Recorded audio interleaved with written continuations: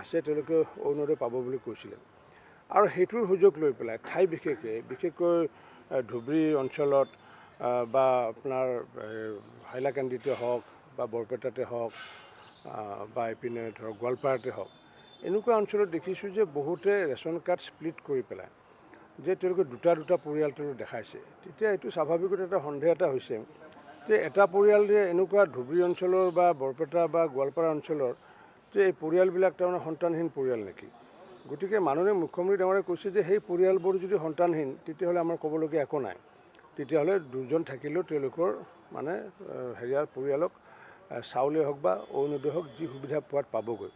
আৰু যদি সন্তানহীন নহয় তেতিয়াহ'লে যে অৰুণোদয় স্বাৰ্থত যদি তেওঁলোকে স্প্লিট কৰি পেলাই ফেমিলি যদি তেওঁলোকে মেম্বাৰটো কমাইছে, সেইকাৰণে অসম চৰকাৰে এটা ইতিমধ্যে আদেশ জাৰি কৰিছে যে অতি কমেও 5জন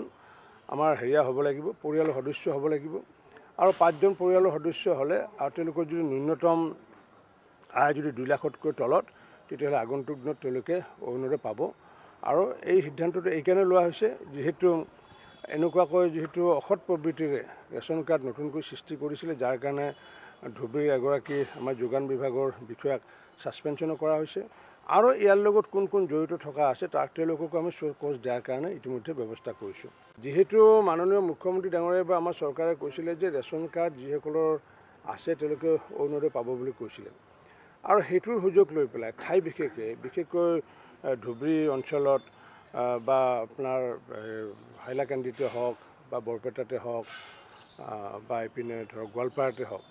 এনেকুৱা অঞ্চলত দেখিছোঁ যে বহুতে ৰেচন কাৰ্ড স্প্লিট কৰি পেলাই